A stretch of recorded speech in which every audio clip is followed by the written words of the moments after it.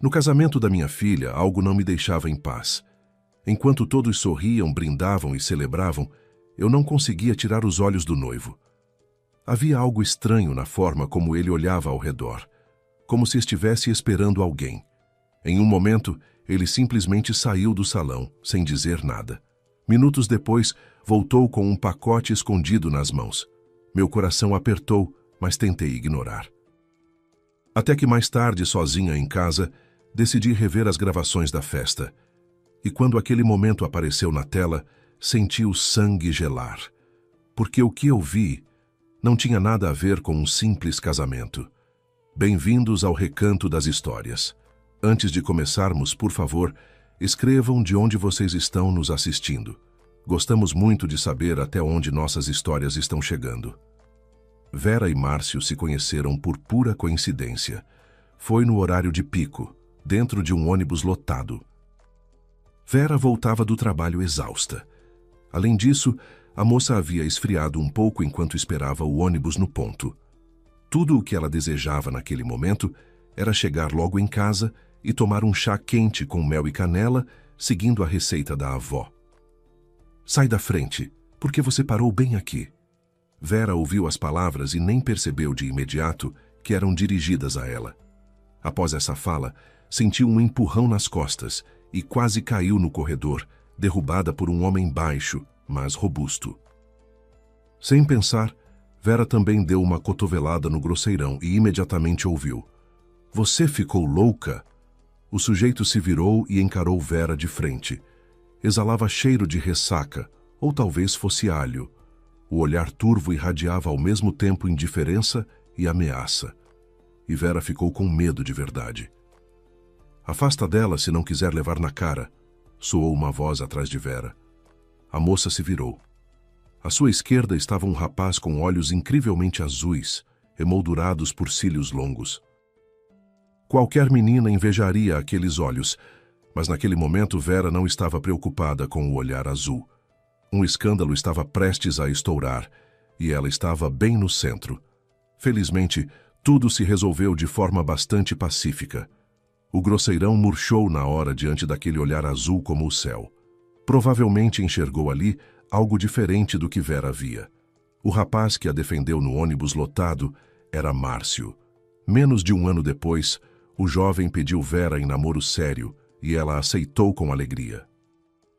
A única coisa que entristecia um pouco a moça era que seus pais, especialmente a mãe, não comemoravam junto com ela. Márcio, por algum motivo, não era do agrado deles. Eles o consideravam pouco confiável, e o motivo era que o rapaz não tinha um emprego fixo. Márcio fazia biscates aqui e ali, executando diversos tipos de serviço doméstico. E embora ganhasse razoavelmente bem com isso, na verdade, bem mais do que o pai de Vera, que havia trabalhado a vida inteira como mestre em uma fábrica, esse tipo de atividade parecia inaceitável para a mãe da noiva. O que intrigava a mãe não era só a falta de emprego fixo, mas de onde vinha tanto dinheiro para um rapaz que vivia de biscate. "Ele ao menos tem alguma profissão?" perguntava a mãe, olhando a filha com descontentamento. "Tem, mãe." "Márcio estudou em uma escola técnica de construção", respondia Vera. Mas ela não tinha pressa em mencionar que o noivo nunca havia concluído o curso. Isso tudo não lhe importava nem um pouco. Ela estava tão apaixonada pelo rapaz que não pensava em mais nada além dos próprios sentimentos. Vera sabia que Márcio havia ficado órfão ainda criança e que foi criado pela tia, irmã de seu pai. A mulher se ressentiu de ter que sustentar, além das próprias duas filhas, também o sobrinho. Por isso, mal atingiu a idade em que pôde se virar sozinho, Márcio deixou a família. Foi justamente por precisar trabalhar muito para se manter que o noivo de Vera havia abandonado os estudos. Mas, como o próprio Márcio acreditava, ele havia adquirido habilidades muito mais importantes, que lhe permitiam viver sem faltar nada. "E depois do casamento vocês planejam morar naquele apartamento alugado no interior, onde seu noivo vive agora?" Desesperada para convencer a filha a desistir do casamento, a mãe de Vera resolveu assustá-la com os inconvenientes domésticos que viriam. "Não, mãe. Márcio já encontrou uma ótima opção para a gente. Um apartamento bem no centro, aconchegante e espaçoso, respondeu Vera, sorrindo orgulhosa. O lugar onde o noivo morava ultimamente também não agradava à moça. O bairro era problemático e o apartamento praticamente sem reforma. Vera de jeito nenhum queria morar lá. Mas Márcio havia alugado aquele imóvel apenas porque precisou sair às pressas do anterior, quando os donos decidiram vendê-lo. Mesmo assim, Vera, não entendo por que tanta pressa com o casamento. A mãe não se aquietava. Um apartamento no centro é ótimo, mas não é apartamento dele. A mãe franziu os lábios com desaprovação. Vera então se aproximou e a abraçou. Mamãe, chega de me convencer. Você não imagina o quanto sou feliz por me casar com Márcio. Nos amamos e isso é o que importa. O resto vai se resolver com o tempo. E então chegou o dia do casamento. Vendo os olhos radiantes da filha e o esforço do noivo na organização da festa, a mãe de Vera, Rosana, se acalmou um pouco. Para o casamento, do lado da noiva, foram convidados quase todos os parentes. E Rosana não podia deixar de se alegrar com o fato de a celebração ser bastante suntuosa, mais do que se poderia esperar de um rapaz que vivia de serviços avulsos. Além disso, o noivo arcou com a maior parte das despesas e não fez nenhuma reclamação quanto à desproporção no número de convidados de cada lado. Dos convidados do próprio Márcio, compareceram ao casamento apenas alguns amigos. E só. Quando Rosana perguntou à filha por que Márcio não havia convidado a tia para o casamento, Vera respondeu apenas com um encolher de ombros. Eles se afastaram há muitos anos, mãe. Não se falam mais. A festa estava no auge, quando Rosana, vermelha pelo que havia bebido, sentou para descansar à mesa. Com o canto do olho, ela notou o noivo se dirigindo à saída do salão. Seu primeiro pensamento foi que Márcio havia saído para fumar, como muitos convidados faziam. Mas ao lembrar que o marido da filha não fumava, Rosana concluiu que ele provavelmente tinha saído para tomar um ar. Pensou que ela mesma também poderia se refrescar um pouco e, ao mesmo tempo, tentar melhorar a relação com o genro. Afinal, já que não havia mais nada a fazer, era evidente que o rapaz estava se esforçando. Não era culpa dele ter crescido sem os pais e ainda não ter encontrado o próprio lugar ao sol. O que ele precisava era de compreensão, não de alguém que botasse a filha contra o noivo. Que fossem felizes. Com esses pensamentos, Rosana se levantou da mesa e também foi em direção à saída. Ao sair do salão, olhou ao redor com surpresa. Márcio não estava em lugar nenhum. Então, seu olhar pousou em um carro estacionado do outro lado da rua. A mulher, de onde estava, não conseguiu ver se havia mais alguém no banco além do motorista, mas presumiu que Márcio estava justamente ali. Voltou então para o saguão e ficou observando o automóvel pela janela. Minutos depois, Márcio de fato saiu do carro. Nas mãos carregava um embrulho. Rosana sorriu involuntariamente, imaginando que ele havia preparado alguma surpresa para a filha. Mas havia algo na forma apressada com que ele escondia o pacote ao entrar que fez a sorria dela vacilar por um instante. Márcio, chamou a mulher assim que ele entrou. Eu queria te dizer... Rosana fez um esforço consigo mesma. Obrigada. Obrigada por tudo. O casamento ficou lindo. Você está de parabéns, de verdade. O jovem pareceu um pouco desconcertado com as palavras dela. Ao mesmo tempo, escondeu o embrulho atrás das costas. Olhando a mulher com atenção, Márcio disse: Obrigado a você, Rosana. Obrigado pela Vera. Trocaram mais algumas palavras sobre a festa em si e outros assuntos, e voltaram juntos para o salão. O restante da noite, Rosana ficou esperando o noivo presentear a noiva com alguma surpresa. Mas Márcio não chegou a usar o embrulho. Provavelmente vai dar a Vera alguma coisa quando ficarem a sós, concluiu a mulher para si mesma, e por um tempo esqueceu completamente o comportamento estranho do noivo. À noite, antes de dormir, quando os cansados pais da noiva já haviam voltado para casa, Rosana, como de costume, folheou o feed de notícias antes de adormecer.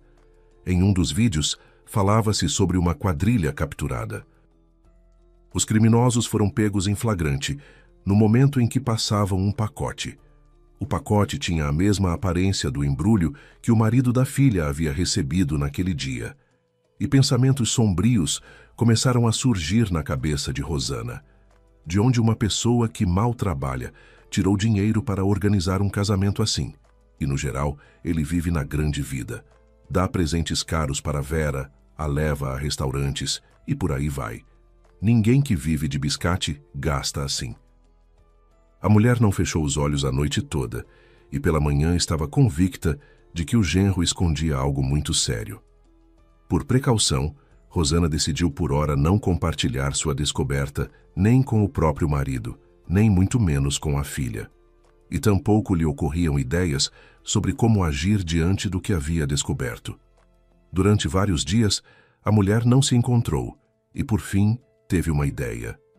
No salão onde havia ocorrido o casamento da filha, a gerente era Sandra, uma velha amiga de Rosana. O filho de Sandra, André, era fotógrafo profissional e havia feito a filmagem durante a cerimônia. O vídeo entregue por André, editado para o álbum familiar, a mãe da noiva já havia assistido 1000 vezes. Nada de suspeito, naturalmente, constava ali. Mas era bem possível que André ainda tivesse outras imagens, e por meio delas, seria possível ver alguma coisa relacionada àquele maldito embrulho. Rosana ligou para a amiga e pediu: Sandinha, tem como eu entrar em contato com seu filho? Quero pedir a ele todas as gravações do casamento que não entraram no vídeo final. Para que isso? A conhecida se admirou. Eu e o meu marido fizemos uma aposta. Quero provar a esse teimoso que tenho razão. Ao ouvir a resposta, Sandra riu. Vocês com o Serginho, sempre do mesmo jeito. Anota o número do meu André. Espero que ele ainda não tenha apagado o material gravado. O filho de Sandra não havia apagado as gravações do casamento. E além do que ele mesmo havia filmado, disponibilizou para Rosana algo a mais. Também peguei algumas imagens das câmeras de vigilância instaladas no salão e no vestiário. Então aproveite. Tem muita coisa inútil, mas se precisar é só pular o que não interessa, orientou André ao enviar o material. Rosana não esperava tanta sorte. Não pulou nada. Passou várias horas assistindo tudo com atenção. No início não encontrou nada de interessante, a não ser alguns momentos que a fizeram rir bastante, como o primo Arnaldo que, no vestiário, tentava se aproximar da jovem esposa do seu Alexandrino. Seu Alexandrino era o tio do marido Sérgio e sempre pareceu tão pomposo quanto um pavão.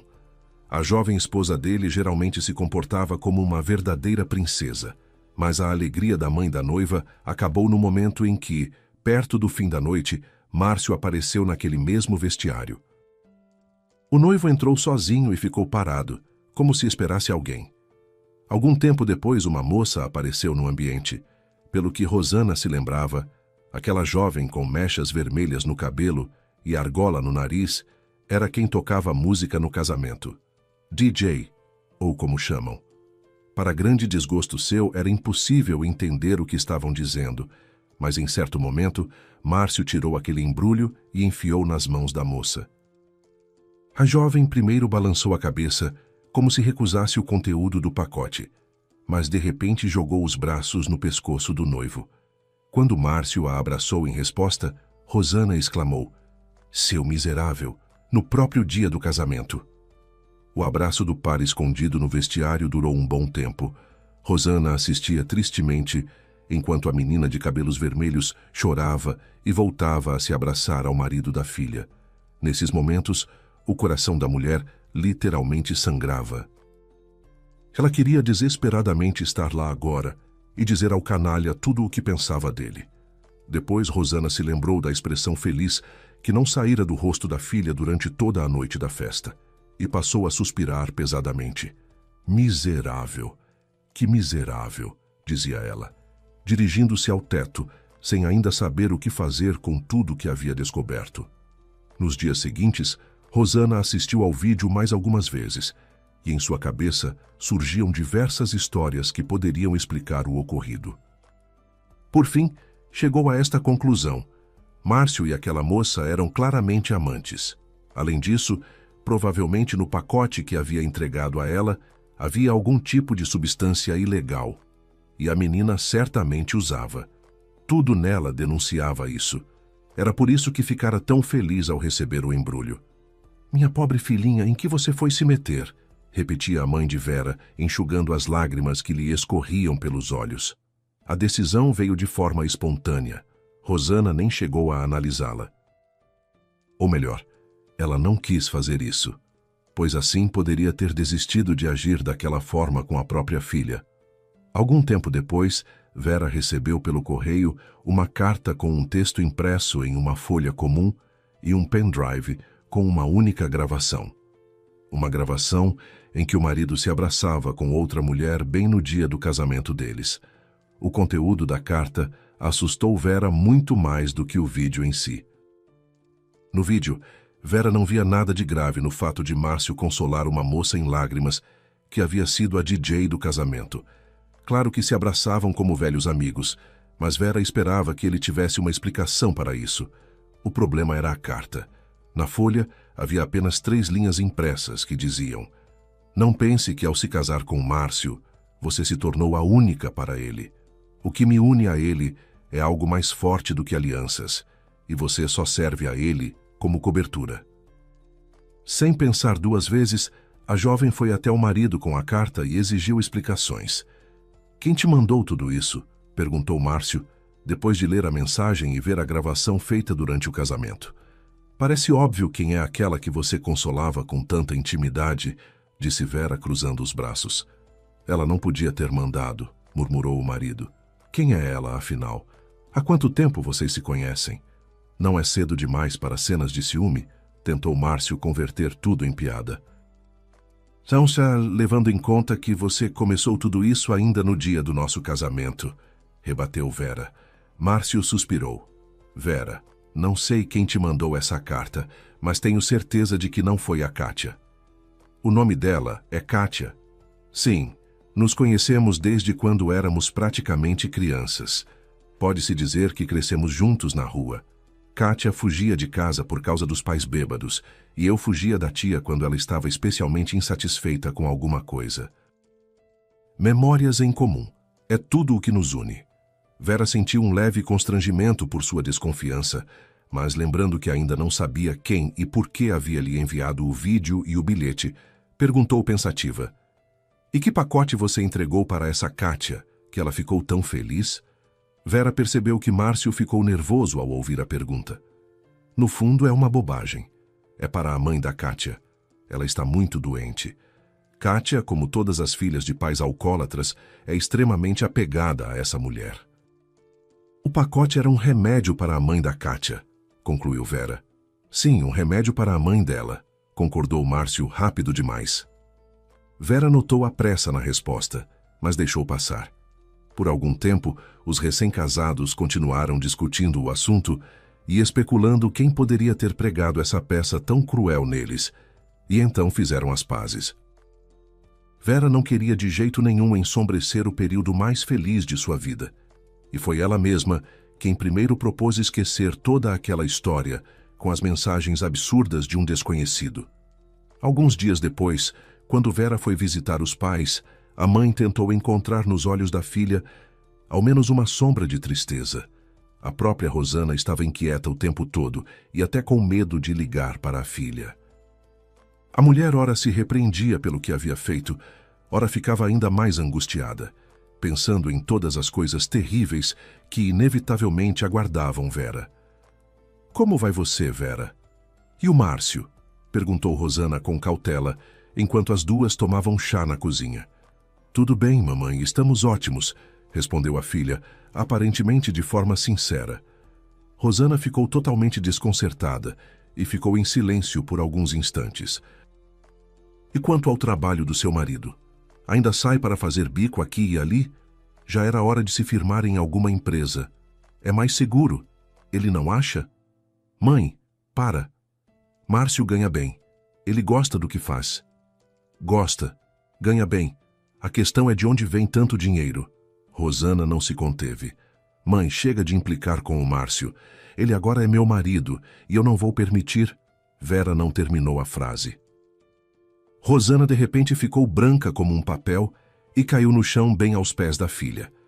A equipe de resgate que chegou diagnosticou um infarto e a mãe de Vera foi levada às pressas para o hospital. Durante vários dias, Vera se culpou. Tinha a sensação constante de que havia sido ela a responsável pelo que acontecera com a mãe. Só quando Rosana começou a melhorar um pouco, Vera foi se recuperando aos poucos. Foi justamente nessa época, quando mais precisava do apoio do marido, que ela começou a notar coisas estranhas no comportamento dele. Márcio chegava tarde do trabalho com frequência, às vezes bem depois da meia-noite, e às vezes voltava ainda mais tarde. Ele explicava que tinha muito serviço, mas que tipo de serviço exigiria presença tão constante à noite? Quando Vera tentava entender melhor, ele recusava explicar. Vera, qual é a diferença? Ontem fiz a elétrica de uma casa em construção de um rico, e hoje instalei pia e vaso sanitário em um sítio. De lá até chegar aqui leva tempo. Essa é a minha área. Às vezes é preciso se esforçar para entregar o serviço no prazo, explicava Márcio. Mas não eram só as ausências noturnas que incomodavam Vera. Ela às vezes ouvia fragmentos das conversas do marido e algo não fechava. Certa vez, Márcio, falando com alguém ao telefone, perdeu o controle e começou a gritar. Você ficou maluco? Não vou fazer isso. Arranja outro executor. Vera ficou parada ao ouvir aquilo, sem saber bem o que pensar. Tentou afastar o mal-estar, mas a palavra ficou ecoando. Ou ainda houve uma vez em que, arrumando o apartamento, encontrou no armário do corredor um pacote com caixinhas vazias de joias. A pergunta sobre de onde tinham vindo, Márcio simplesmente deu de ombros e respondeu. Achei lá nos cantos. Provavelmente é dos donos do apartamento. Amanhã pergunto a eles. No dia seguinte, as caixinhas de veludo desapareceram e Vera teve que se contentar com a explicação do marido, de que os donos pediram para jogá-las fora. Ela aceitou, mas a sensação de que havia algo errado ali foi crescendo em silêncio. E então aconteceu algo para o qual Márcio não conseguiu mais inventar nenhuma explicação. Antes mesmo de Rosana receber alta do hospital, o marido de Vera foi preso. A jovem não conseguia entender nada. Márcio era acusado de roubo. Não havia como entrar em contato com ele. E Vera ficou sozinha com esse peso. Contar a conhecidos ou colegas de trabalho sobre a prisão de Márcio era algo que ela não queria. Sentia uma espécie de vergonha de admitir tal coisa. E com os pais Vera tampouco podia ser franca. A mãe havia começado a se recuperar, e a ideia de imaginar a reação dela a uma notícia dessas a apavorava. De noite, Vera chorava no travesseiro. De dia, tentava se manter firme, fingindo ser ainda a jovem esposa feliz de sempre. Finalmente, a moça conseguiu marcar uma visita a Márcio e, com o coração na garganta, entrou pela primeira vez em sua vida no prédio de uma carceragem. O marido, apesar de tudo, estava completamente calmo. Vera, se eu te pedir para se acalmar e não se preocupar com nada, você vai me ouvir? Perguntou ele assim que seus olhares se encontraram. O quê? Não me preocupar? Exclamou Vera. Como posso não me preocupar? Márcio, o que aconteceu? Me explica. Não aconteceu nada de grave. Vão me soltar em breve. Acredita em mim, Vera. Vão te soltar, mas o delegado disse: Vera, a polícia está te assustando. É só não ligar para isso. Mais 2 semanas e eu volto. Eles não têm nada a me imputar. É verdade? Perguntou Vera, quase chorando. Claro, minha filha. Está tudo bem e vai ficar tudo ótimo. Entendeu? Entendi. Vera acenou com a cabeça e até forçou um sorriso. Ela voltou para casa com o coração um pouco mais leve. Talvez fosse mesmo um erro. A polícia encontraria o verdadeiro culpado e soltaria Márcio. Vera tentou voltar a se sentir feliz. Em breve sua mãe teria alta. Márcio voltaria para casa e tudo ficaria como antes. Quem dera a mãe parasse de fazer perguntas sobre o trabalho dele. Márcio foi liberado ainda mais cedo do que havia dito. Nos primeiros dias, Vera ficou tão feliz em vê-lo que nem se preocupou em perguntar detalhes sobre os motivos da prisão. Mas as emoções foram se acomodando e, certa noite, antes de dormir, a jovem decidiu perguntar: Márcio, por que te prenderam? Como aconteceu? Comum. O que você quer saber? absolutamente tudo. Você é meu marido e quero estar por dentro do que acontece com você. Vera, desculpa, mas isso não vai acontecer. O que não vai acontecer? Márcio ficou um tempo sem responder, com um olhar pensativo à sua frente. Sabe, não estou acostumado a que alguém controle cada passo meu, disse ele por fim. Mas eu não sou qualquer pessoa, sou sua esposa, e isso é normal. A minha mãe sempre sabe onde o meu pai está, e tudo o que acontece com ele, ela também sabe. Eu não sou seu pai e nunca serei, disse Márcio em tom bastante duro. Vera olhou para o marido assustada. Pela primeira vez, ela viu um brilho metálico naqueles olhos cor de céu e ficou com medo de verdade. Surgiu nela a sensação de que não conhecia aquele homem e não sabia o que esperar dele. A partir daquele dia, Vera passou a ficar mais tempo na casa dos pais, já que a mãe precisava de cuidados e ajuda com os afazeres domésticos. Agora, após o trabalho, ela não corria mais para casa com pressa de preparar o jantar do marido. Na maioria das vezes, o jantar esfriado acabava indo para a geladeira, o que mostrava que seus esforços não significavam nada para Márcio. Certa vez, Vera ficou até mais tarde na casa dos pais. Ela, a mãe e o pai estavam olhando fotos da infância de Vera e lembrando dos anos escolares. O dia seguinte era dia de folga, e Vera não tinha pressa de ir para casa. Na casa dos pais era tão bom e tranquilo, enquanto em casa provavelmente a esperava uma noite solitária. O transporte público já havia encerrado, e para voltar, Vera decidiu chamar um táxi. O pai, como sempre fazia nesses casos, discretamente colocou dinheiro para o táxi na bolsa da filha. Por mais que Vera recusasse e tentasse devolvê-lo, ele insistia, dizendo que sentia prazer nisso. Vera chegou de táxi, estendeu ao motorista a nota que o pai havia dado. Esperou o troco e sorriu involuntariamente. Pai é demais. O táxi é mais barato, dizia Vera quando o pai lhe enfiava o dinheiro, e o pai respondia. O restante é para comprar um docinho.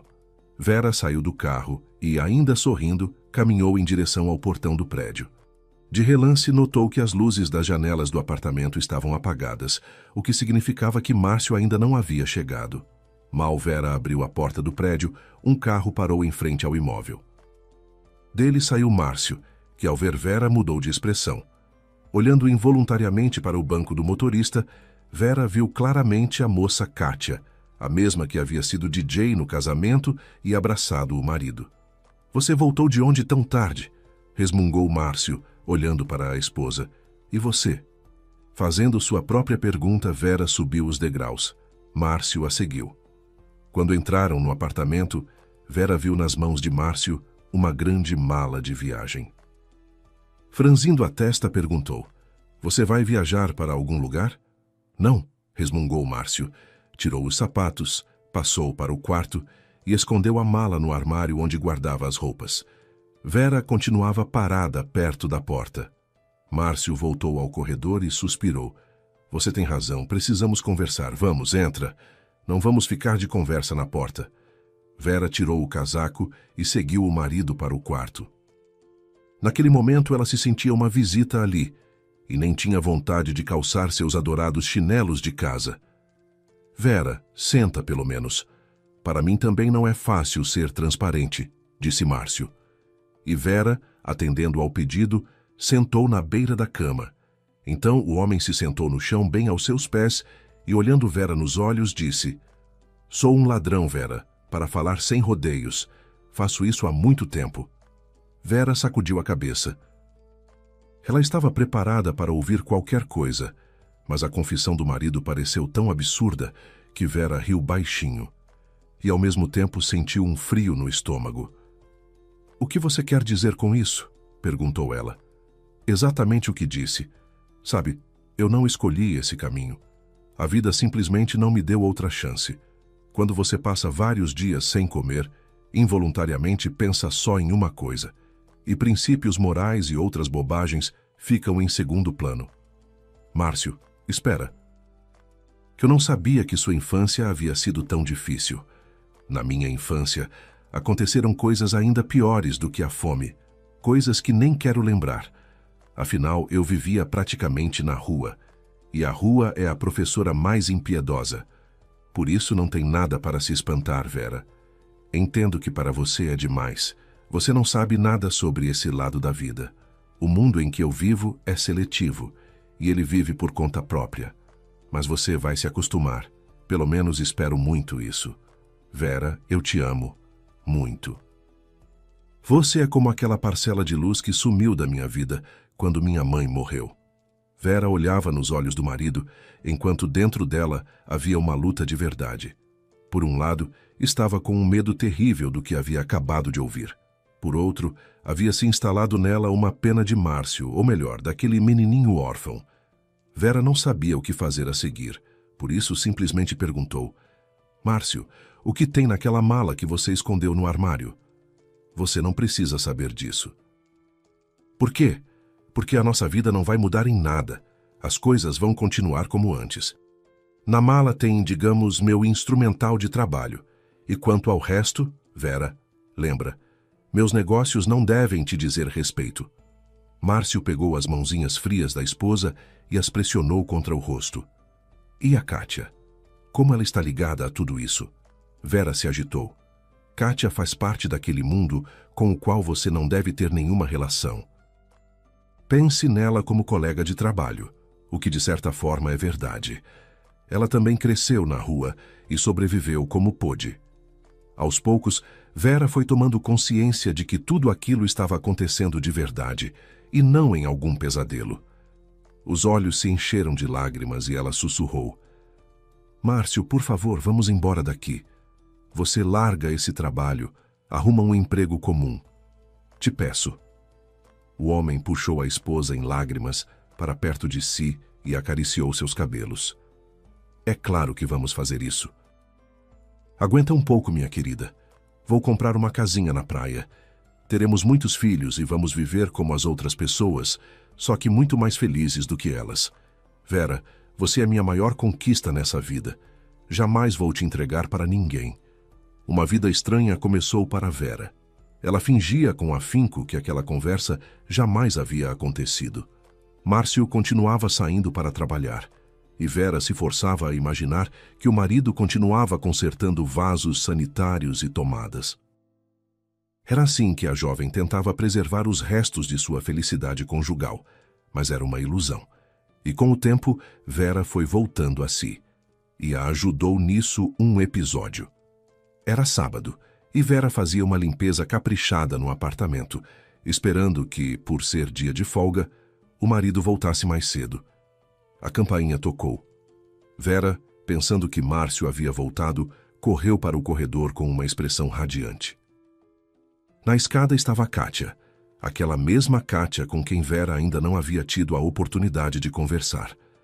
Oi, disse a visitante, e sem esperar convite, entrou no apartamento. Nas mãos trazia uma mala de viagem, e Vera, com horror, adivinhou a intenção da moça. Olá, disse ela com voz inexpressiva. Kátia lançou um olhar indiferente a Vera, e sem nem tirar os sapatos, foi direto para o quarto, enfiou a mala no armário e voltou. Você já esteve aqui antes? Com o coração na garganta, perguntou Vera. Você pergunta por curiosidade ou o quê? A visitante sorriu com escárnio. Que curiosidade tem a ver? Afinal, sou a esposa do Márcio, caso você ainda se lembre. Embora, pelo que parece em suas ameaças, isso não te importe. Que ameaças? Não sei. Pareceu-me que sua mensagem soava como uma ameaça.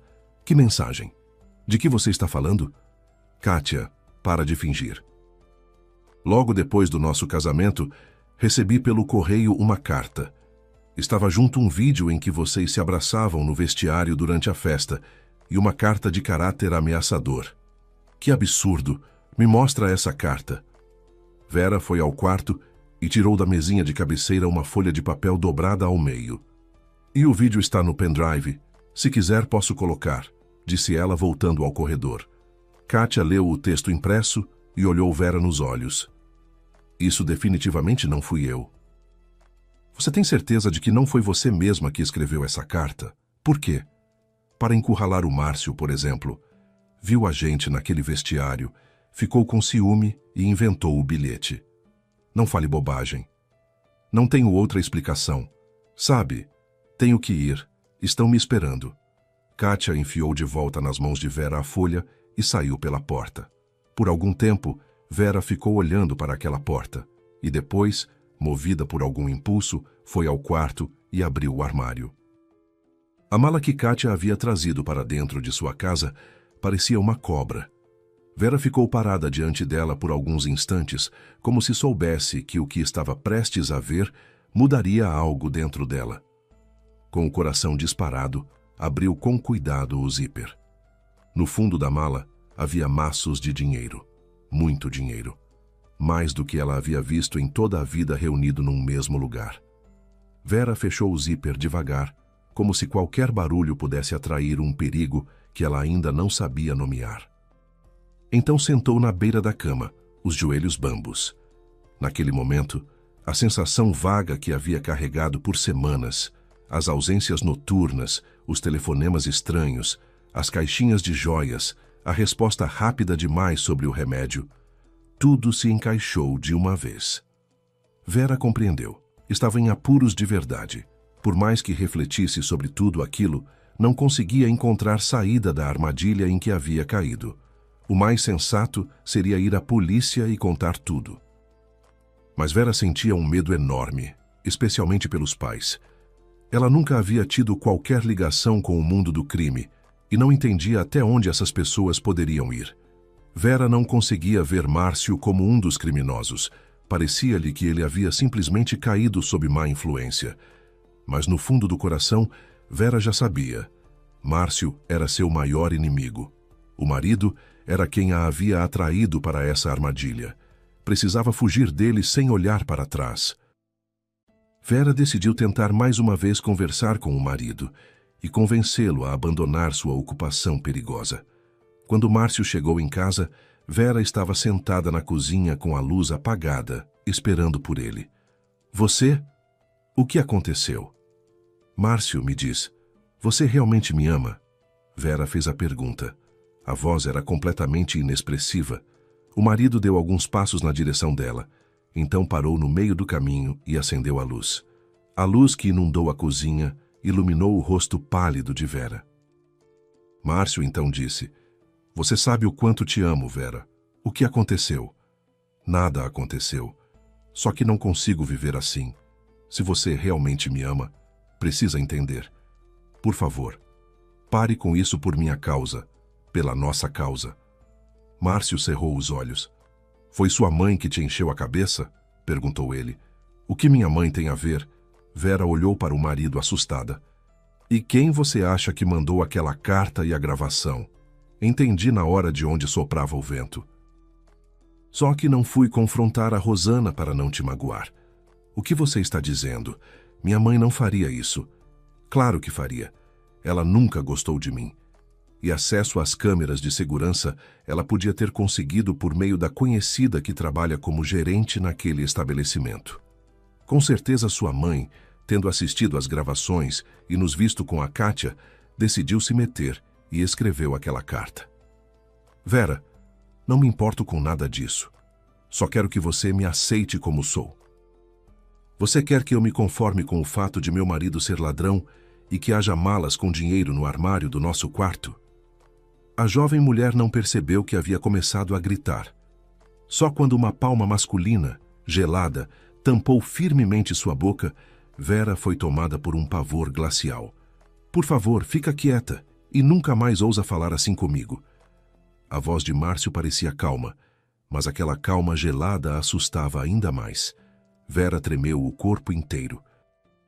Mal Márcio tirou a mão de seu rosto, ela sussurrou desesperada. Me deixa ir, Márcio, por favor, me deixa. Não, você é minha. Na vida perdi muitas vezes o que me era precioso. Você, eu não entrego. Assim, Vera, por medo do próprio marido, teve que se conformar novamente com sua situação. O que mais a amedrontava não era por si mesma. Se fosse só por ela, Vera teria fugido de Márcio já no dia seguinte. Ela até começou a arrumar as próprias coisas, mas depois imaginou o marido saindo à sua procura e indo em primeiro lugar até o pai e a mãe. Logo, Vera começou a parecer a própria sombra, e não uma pessoa de verdade. Tinha medo de cada barulho. Quando ouvia passos no corredor do prédio, parecia que a polícia ia aparecer a qualquer momento em seu apartamento. E às vezes, a mulher até desejava isso, pois então ela poderia obter a tão desejada liberdade. O amor que Vera nutria pelo marido foi rapidamente se convertendo em ódio. A jovem esposa não esperava mais com ansiedade o retorno dele. Agora, pelo contrário, desejava que Márcio simplesmente não voltasse. Com as carícias do marido, Vera se enrijecia, e certa vez ele, sem se conter, expressou sua opinião sobre a frieza da esposa. "Olha, até quando você vai ficar assim? Parece um boneco de cera, não uma mulher. Estou cansado disso." Márcio passou uma hora inteira na cozinha, olhando para o escuro lá fora. Então voltou e, olhando para Vera, disse: "O que mudou? Diz, você não consegue aceitar o que descobriu sobre mim?" Vera balançou a cabeça. "Não consigo. Nunca vou conseguir aceitar isso." "Por quê? O que tem de especial na forma como eu ganho dinheiro? Na sua opinião, todos os outros são tão honestos?" "Pega seu pai. Você acha que ele sempre se comporta de forma honesta com os subordinados? Ele é mestre, certo? Tenho certeza de que o Sérgio frequentemente abusa de sua posição em benefício próprio. Pessoas como ele representam o sistema, roubam quanto querem, mas quem precisa sobreviver fazendo o mesmo é considerado escória da sociedade. Meu pai não é assim." Vera sentou na cama e encarou Márcio. "Eu entendo que você passou por momentos muito difíceis nessa vida, mas talvez seja hora de parar de culpar todos ao redor. Ninguém é responsável pelo que aconteceu com você, nem pelo que você se tornou. O que te impede de mudar? Você poderia trabalhar honestamente, mas não quer. Prefere ganhar mais do que qualquer trabalho decente permitiria. É isso. Você gosta do que faz." Vera estava tão animada que nem percebeu que Márcio se dirigiu à saída do quarto. As últimas palavras foram ditas para o vazio. Só quando a porta de entrada bateu, Vera se sobressaltou e ficou horrorizada com a audácia que havia aparecido nela, não se sabia de onde. Naquela noite, Márcio não voltou para casa. Não apareceu no dia seguinte também, e Vera já não sabia o que pensar. Às vezes começava a achar que ele poderia tomar alguma atitude que deveria realmente assustá-la, mas tentava não pensar nisso. Várias vezes surgiu nela o desejo de ligar ou mandar uma mensagem, mas a jovem mulher ficava paralisada, sem encontrar nenhuma palavra que pudesse dizer ao marido. Quando se passaram 3 dias desde a saída de Márcio, Vera considerou que não fazia mais sentido esperá-lo ali. Voltou a fazer as malas, ainda sem um plano claro de para onde ir e o que fazer. Parecia-lhe que agora tinha o direito de finalmente conquistar a liberdade. E era exatamente isso que desejava mais do que qualquer coisa no mundo. As malas com os pertences de Vera já estavam no corredor quando soou a campainha. Sobressaltando-se com o som, Vera foi até a entrada e espionou pelo olho mágico. No patamar estava um homem completamente desconhecido, e Vera perguntou com cautela: "Com quem você quer falar?" "Preciso de Márcio. Ele mora aqui?" "Sim, mas ele não está em casa agora." "E você é a esposa Vera?" "Sim." "O que você quer?" "Vim informar a Márcio sobre a morte da tia. Você me abre?" Depois de um segundo de hesitação, Vera mesmo assim deixou o visitante inesperado entrar. "Boa tarde", cumprimentou o homem. "Me chamo Valdir. Antônia, a tia do Márcio, era minha esposa." "Por favor, entre, meus pêsames", disse Vera, se lembrando tardiamente da cortesia. "Obrigado. Sabe, não conhecia Márcio pessoalmente, mas Tônia me pediu muito para encontrar o sobrinho. Comecei as buscas ainda enquanto ela estava viva, mas não consegui a tempo." O homem suspirou quase imperceptivelmente, e então, notando as malas no chão, perguntou: "Você vai viajar?" "Não exatamente, Valdir. Não sei se posso te ajudar de alguma forma. Posso ao menos te dar o número de telefone do Márcio." "Seria bom. Só que não tenho certeza de que ele vai querer falar comigo por telefone. Você provavelmente sabe que Márcio ficou muitos anos sem ver a família." "Sei." Embora ele não goste de falar sobre isso, nunca entendi por quê. Afinal, ele não tem ninguém além da tia, das filhas dela, Vânia e Renata. Um pouco antes da morte, Tônia me contou tudo. O que exatamente sua esposa te contou? Entende? Eu não gostaria de culpar ninguém por nada. Não é por isso que vim. Sim, claro. Você queria cumprir a vontade da esposa em seu leito de morte. Mas me perdoa. Afinal, aquela tia do Márcio tem culpa pelo que ele se tornou. Vera não percebeu como surgiu dentro dela esse desejo de extravasar toda a mágoa acumulada. A mágoa por sua vida conjugal ter se partido antes mesmo de ter realmente começado. Claro, a culpa era do marido e do seu estilo de vida. Mas Márcio não escolheu essa vida por conta própria. Foi forçado pela indiferença e crueldade da própria tia. Por que você fala assim? Tônia sempre amou Márcio, mesmo quando ele absolutamente não merecia. Amou. Que amor é esse se o sobrinho é obrigado a viver na rua e a roubar para se alimentar? Espera, foi o Márcio que disse que o mandavam embora de casa? Não foi? Vera franziu a testa. Talvez Márcio tenha vivido um tempo na rua, mas por vontade própria. Ninguém o expulsou de casa, pelo contrário. Antônia e as meninas aguentaram seus comportamentos o quanto puderam. Que comportamentos? Valdir esfregou a palma da mão. Vera, realmente não quero te contar tudo isso. É passado, e não vale a pena remexer nisso. Muitos na juventude, por tolice, cometem coisas das quais se arrependem depois. Com certeza, Márcio também lamenta seus atos, mas por orgulho, ou por não querer relembrar tudo o que viveu, não quer ver os parentes. As filhas de Antônia também não têm pressa em rever o irmão, mas obedeceram à mãe quando ela adoeceu e consentiram que eu procurasse Márcio. Família é família. Não se pode guardar rancor. Você concorda?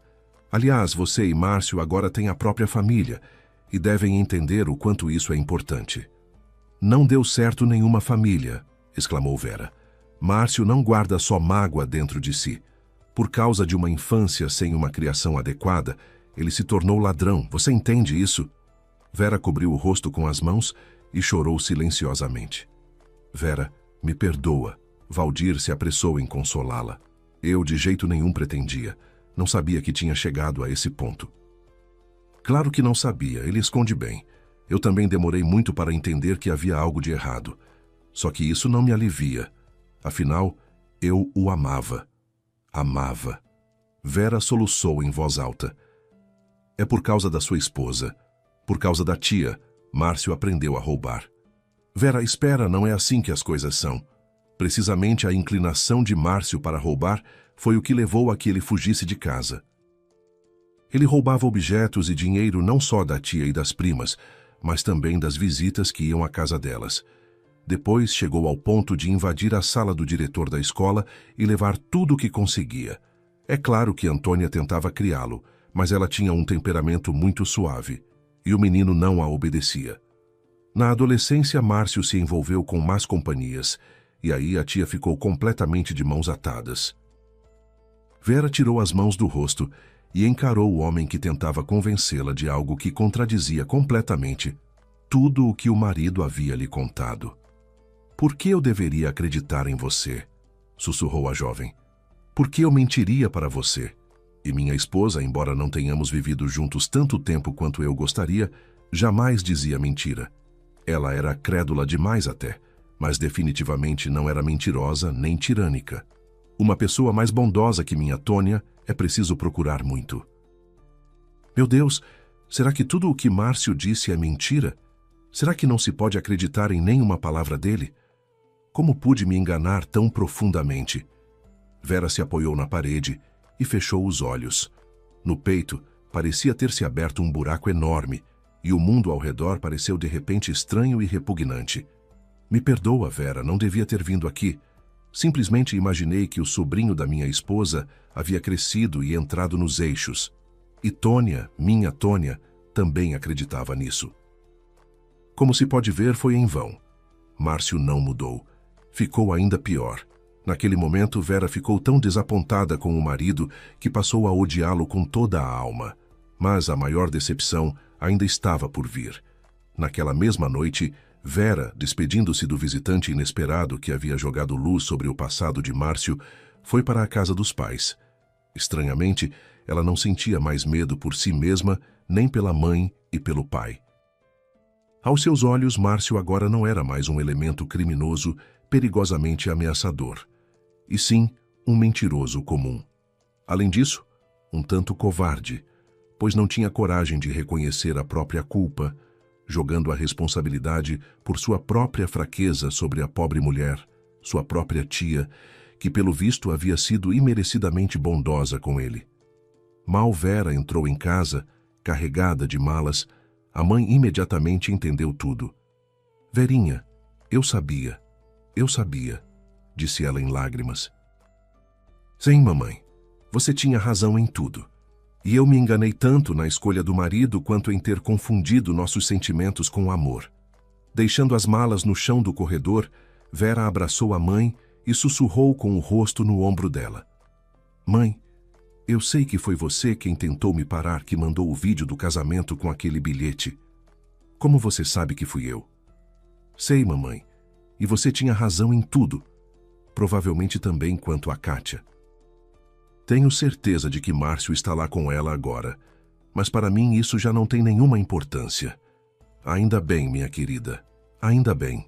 Rosana ficou muito feliz com a chegada da filha e com o fato de que ela, mesmo sabendo da atitude da mãe, não estava nem um pouco zangada.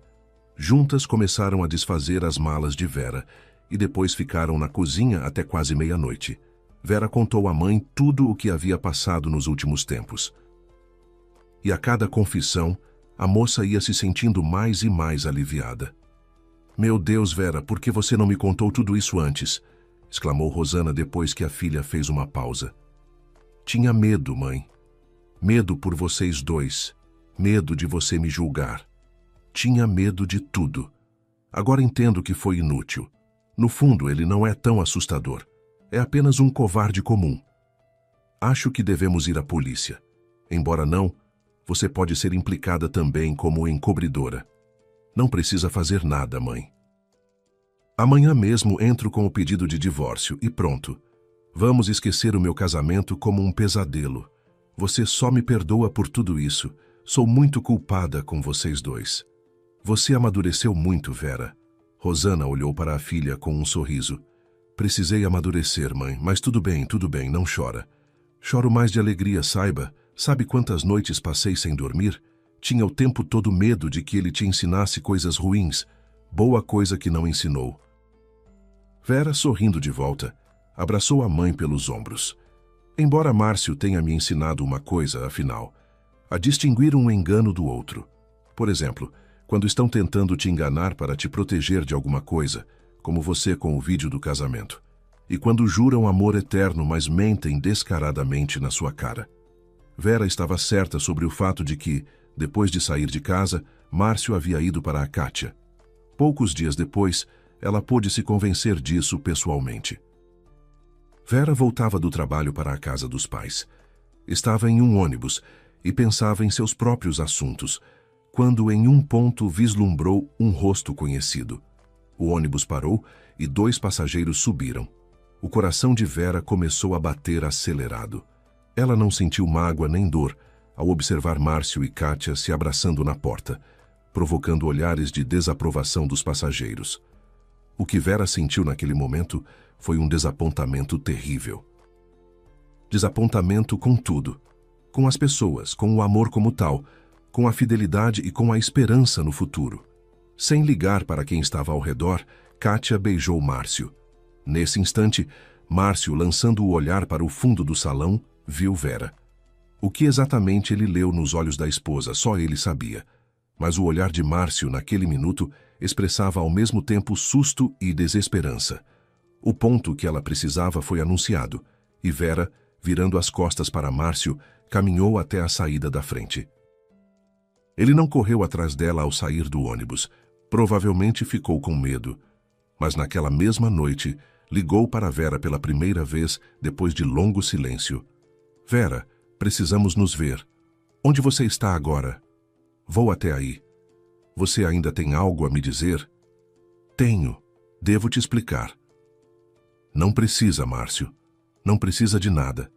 Nem de explicações, nem de conversas. E nos ver, não temos porquê. Você não se esqueceu de que ainda é minha esposa? Por pouco tempo. Entrei com pedido de divórcio. Quando? O homem perguntou agitado ao telefone. Alguns dias atrás, respondeu Vera com calma. Vera, por que você faz isso? A gente só brigou. Isso acontece com todos os casais. Não somos um casal, Márcio. Por quê? Porque você é toda certinha e eu sou uma nulidade, escória da sociedade. Você acha que pessoas como eu, que cresceram na rua, não merecem amor e felicidade? Não é nada disso. Amor e felicidade merecem quem sabe amar de verdade, e você só se ama. Não importava o amor da sua tia, e o meu também não importa para você. Duvido que você entenda o que estou dizendo agora. Não vale a pena gastar fôlego. Espero que a vida um dia te ensine a valorizar o que realmente importa. Não prazeres e alegrias do momento, mas o que é genuinamente precioso. As pessoas a quem você não é indiferente. Ninguém me ama. Nem você, nem minha tia. Parece que meu lugar é entre os que são iguais a mim. Por isso estou com a Kátia agora. E por isso eu fugia quando era guri. Não, Márcio, não é por isso. A culpa é da sua recusa em fazer algo com trabalho honesto. Você almeja uma vida bonita, mas ao mesmo tempo perde o que poderia ter.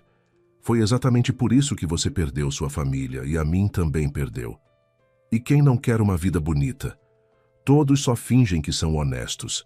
Se tivessem a oportunidade de roubar para alcançar seus objetivos, não parariam diante de nada.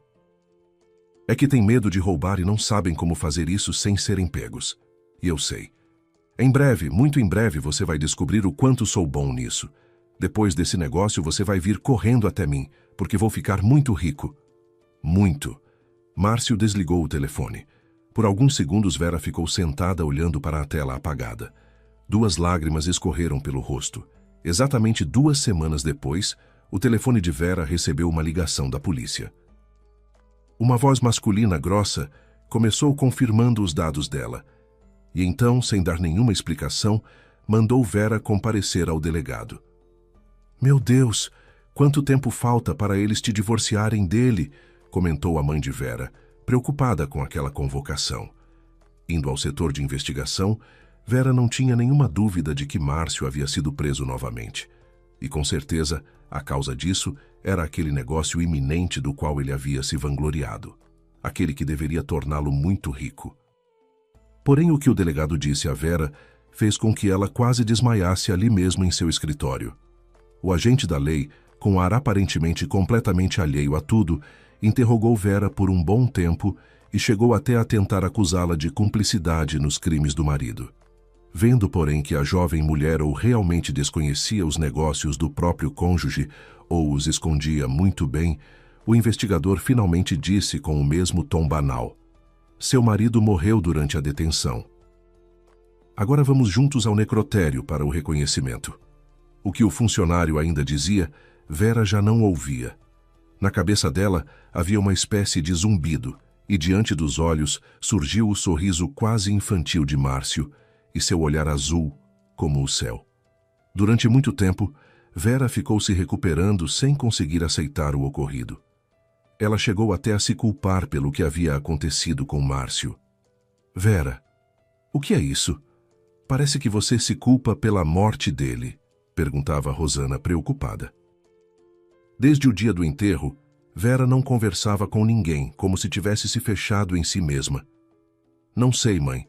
Talvez fosse preciso ter sido mais compreensiva com ele, mas eu fugi, me afastei.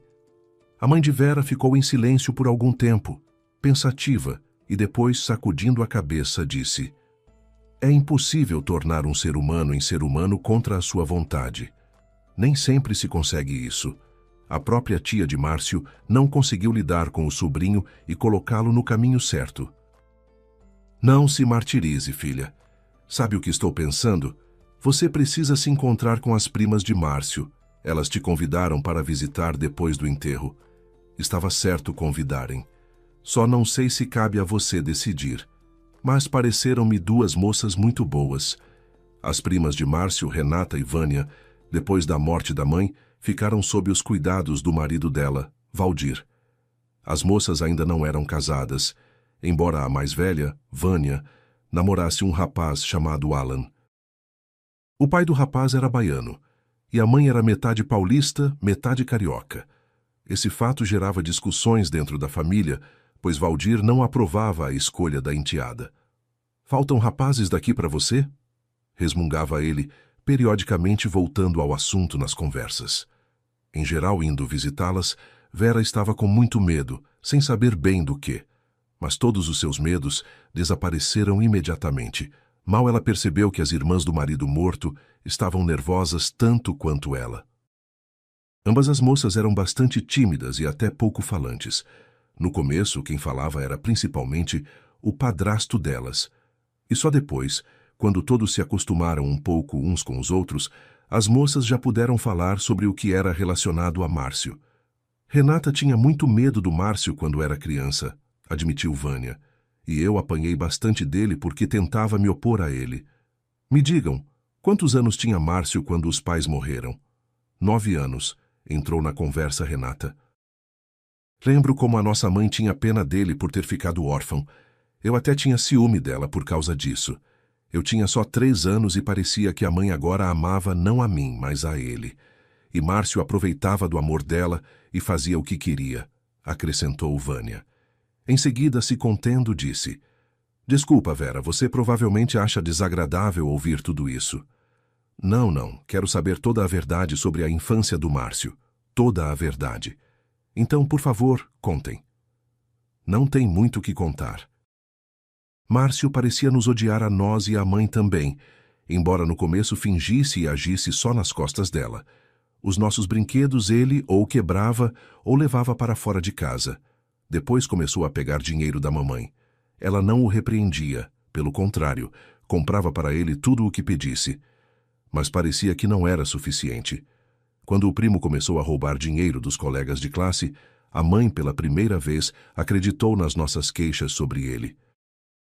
Antes disso, Márcio mentia para ela sem nenhuma vergonha. E a mãe acreditava. Ela, como eu disse, tinha muita pena dele. Mas quando a mãe começou a ser chamada à escola por causa das atitudes de Márcio, ela o repreendeu pela primeira vez. Lembro como ele, em resposta, gritou com ela, a chamou de galinha boba, bateu a porta e saiu. A mãe chorou muito, e eu e a Renata choramos junto com ela. Depois Márcio voltou, e a mãe até se desculpou com ele, e ele ficou escutando os pedidos de desculpa dela com um sorriso descarado. Desde então, passou a usar esse truque regularmente, fugia e voltava, até que um dia se meteu em uma enrascada de verdade. Ele invadiu a sala do diretor da escola, e depois disso quase acabou sendo julgado de verdade. Nossa mãe salvou Márcio de ser internado em reformatório. Ela se ajoelhou diante do diretor da escola, implorando para retirar o boletim de ocorrência. Depois disso, Márcio até ficou mais sossegado por um tempo. Para mim e a minha irmã, não ficou mais fácil. Ele passou a ficar mais em casa, e uma vez a gente até brigou fisicamente. Os brincos que a mãe me havia dado no aniversário tinham sumido. Márcio não tinha ido a lugar algum, e eu pensei que ele havia escondido os brincos para depois tirar de casa. Quando comecei a revistar o quarto dele, Márcio riu e contou que meus brincos já estavam com a amiguinha Kátia, que havia visitado ele pouco antes. Perdi a cabeça, odiando aquela descarada que ia usar meus brincos ou vendê-los a preço de banana, e fui em cima do irmão. Márcio não fez concessão por eu ser menina e mais nova que ele. Me bateu tanto que acabei no hospital com costelas quebradas. Provavelmente foi esse episódio que fez nossa mãe ver a situação de outro ângulo.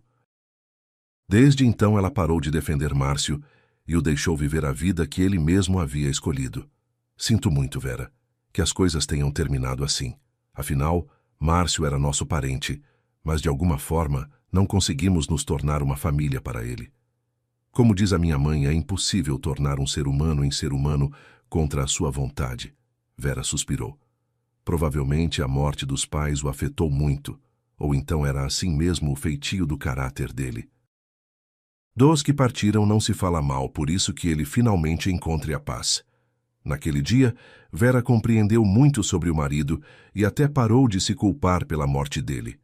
Nas primas de Márcio, ela encontrou verdadeiras amigas, e isso, de fato, foi uma enorme conquista para ela. Alguns anos depois, Vera se casou novamente, e dessa vez a felicidade era de verdade. O marido atual falava pouco sobre o amor que sentia. Preferia demonstrar seus sentimentos com ações. E mesmo que a vida deles não se parecesse nem um pouco com uma festa permanente, Vera podia dizer com segurança de onde havia vindo o dinheiro para a nova máquina de lavar ou para o presente da filha de 1 ano. Às vezes, Vera visitava o túmulo do primeiro marido e não raro deixava cair algumas lágrimas, olhando para os olhos azuis como o céu de primavera. Mas ela chorava mais pelo menininho órfão que se perdera no mundo e não conseguira encontrar na vida o caminho certo.